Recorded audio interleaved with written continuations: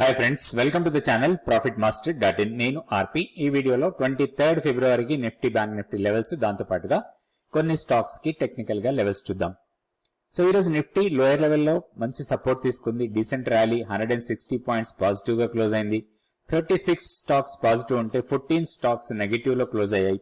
Points wise గా నిఫ్టీకి positive points ఇచ్చిన స్టాక్స్ చూస్తే ఐటీసీ టాప్ లో ఉంది, తర్వాత Reliance Industries, TCS, Infosys, ICICI bank, LNT, Axis bank, M&M, SCL tech ఇవన్నీ కూడా పాజిటివ్ కాంట్రిబ్యూట్ చేస్తే, నెగిటివ్ గా కాంట్రిబ్యూట్ చేసిన వాటిలో హెచ్డిఎఫ్సి, కోటక్ బ్యాంక్, తర్వాత Hindustan Unilever, SBI, IndusInd bank, Bharti Airtel, BPCL, Bajaj finance, hero మోటోకాప్ ఇవన్నీ కూడా నెగిటివ్ కాంట్రిబ్యూట్ చేశాయి నిఫ్టీకి.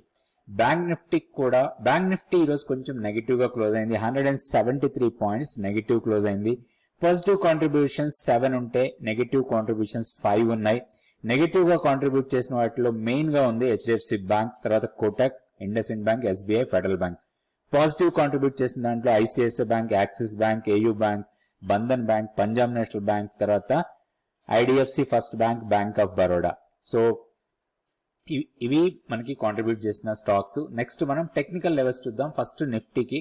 సో నిఫ్టీ మనం నిన్న అనుకున్నాం మంచి strong support weekly pivot level.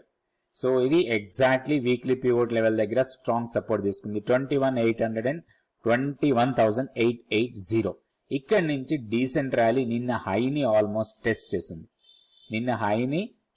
చేసింది. సో ఇది ఒక స్ట్రాంగ్ మూమెంటం. ఇప్పుడు ఇంకా స్ట్రాంగ్ ఉండే అవకాశం ఉంది. రేపు ఒకవేళ గ్యాప్ అప్ ఓపెన్ అయితే మాత్రం నెక్స్ట్ హైయర్ లెవెల్ కి వెళ్లే అవకాశాలే ఎక్కువ ఉన్నాయి. Next resistance 22,522. ఇది చాలా ఇంపార్టెంట్ లెవెల్ లాగా తీసుకోవచ్చు. నిన్న వీడియోలో అనుకున్నాం ఫస్ట్ మన రెసిస్టెన్స్ 22,235, అక్కడ కొంత ప్రాఫిట్ బుకింగ్ అని, అది నిన్న జరిగేసింది ఆల్రెడీ. సో ఈ రోజు కొంత వీక్ స్టక్, అంటే కొంతమంది ప్రాఫిట్ బుకింగ్ జరిగి ఉండొచ్చు, లేదా కొంత షార్ట్ పొజిషన్స్ కూడా తీసుకొని ఉండొచ్చు. ఎందుకంటే ఈ ప్యాటర్న్ చూసిన తర్వాత కొంతవరకు షార్ట్ పొజిషన్స్ కి అవకాశం ఉంటుంది. అయితే ఒకటి, మన టెక్నికల్ లెవెల్స్ ప్రకారం చూస్తే ఇది strong support. And more over మన కీ లెవెల్ కన్నా పైన ఉన్నప్పుడు బై ఆన్ డిప్స్ మోడ్ లో ఉంటాం, మనం షార్ట్ సైడ్ ఉండం. సో అది మనకి బాగా లాభాలు ఇస్తుంది. సో ఇప్పుడు ఏదైనా డిప్ వస్తే అగైన్ మనకి బయింగ్ ఆపర్చునిటీ. ఇప్పుడు మనం రెసిస్టెన్స్ కన్నా కూడా సపోర్ట్ పాయింట్స్ కి ఇంపార్టెన్స్ ఇవ్వాలి. 22,055 ఇమీడియట్ సపోర్ట్, దాని తర్వాత 21,930 అగైన్ మన వీక్లీ పివోట్ స్ట్రాంగ్ సపోర్ట్. మన కీ లెవెల్ ఎలాంటి మార్పు లేదు, 21,820. నెక్స్ట్ బ్యాంక్ నిఫ్టీ చూద్దాం. సో బ్యాంక్ నిఫ్టీ కూడా మన కీ లెవెల్ కన్నా పైనే ఉంది. మన గత వీడియోస్ లో అనుకుంటాం కీ లెవెల్ కన్నా పైన ఉంటే బై ఆన్ డిప్స్ మోడ్ లో ఉండొచ్చు. ఈ రోజు మనకి ఎక్కడ సపోర్ట్ తీసుకుంది అనేది important point. Exactly 10-day exponential moving average దగ్గర డీసెంట్ సపోర్ట్ తీసుకుని అక్కడి నుంచి ర్యాలీగా వెళ్ళింది. లోయర్ లెవెల్ నుంచి బాగా రికవర్ అయింది బ్యాంక్ నిఫ్టీ కూడా. అండ్ క్లోజింగ్ కూడా ఇంపార్టెంట్ లెవెల్ దగ్గర క్లోజ్ అయింది. 50-day సింపుల్ మూవింగ్ యావరేజ్ కన్నా పైన క్లోజ్ అయింది. అండ్ ఈ రోజు ప్యాటర్న్, సో డ్రాగన్ ఫై డోజీ అంటాం దీన్ని. సో ఇది స్ట్రాంగ్ మొమెంటం ఉండే అవకాశాలు ఉంటాయి. వన్స్ ఈ రోజు హైని బ్రేక్ చేస్తే మాత్రం 47,380 వరకు వెళ్ళటానికి అవకాశం ఉంది. దాన్ని కూడా క్రాస్ చేస్తే 47,500 వరకు వెళ్ళొచ్చు. డౌన్ సైడ్ ఇప్పుడు ఇమీడియట్ సపోర్ట్ ఈ రోజు లోనే తీసుకోవచ్చు. ఇమీడియట్ సపోర్ట్ లాగా సమ్వేర్ 46,500 ఇమీడియట్ సపోర్ట్. దాన్ని బ్రేక్ చేస్తే 46,300. ఇవి రెండు స్ట్రాంగ్ సపోర్ట్ పాయింట్ లాగా ఉండే అవకాశం, ఎందుకంటే ఇది మంత్లీ పివోట్. సో దీనికన్నా కూడా మంత్లీ పివోట్ కి స్ట్రాంగ్ సపోర్ట్ తీసుకునే అవకాశం ఉంటుంది. సో ఈ లెవెల్స్ దృష్టిలో పెట్టుకుని మనం బ్యాంక్ నిఫ్టీలో ట్రేడ్ చేసుకోవచ్చు. ఇప్పుడు కొన్ని స్టాక్స్ కి టెక్నికల్ గా లెవెల్స్ చూద్దాం. ఈ రోజు 2 పబ్లిక్ సెక్టర్ బ్యాంక్స్ తీసుకొని వాటికి టెక్నికల్ లెవెల్స్ చూద్దాం.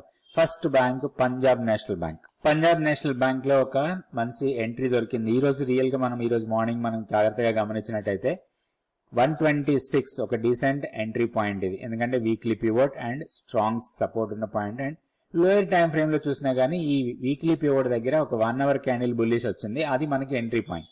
సో ఇప్పుడు మనకి రెసిస్టెన్స్ పాయింట్ చూస్తే ఫస్ట్ రెసిస్టెన్స్ 134. సో దీన్ని బ్రేక్ చేస్తే 150. అవి రెండు రెసిస్టెన్స్ పాయింట్ లాగా ఉంటాయి. డౌన్ సైడ్ ఇప్పుడు ఇమీడియట్ సపోర్ట్ అగైన్ మనకి ఈ రోజు లోనే 126. ఏదైనా పుల్ బ్యాక్ వచ్చి కొంచెం చిన్న ఇంట్రాడేలో కరెక్షన్ వచ్చినా కానీ 1 or 2 రూపీస్ తగ్గినా కానీ దీంట్లో లాంగ్ ఎంట్రీ తీసుకోవడానికి అవకాశం ఉంది.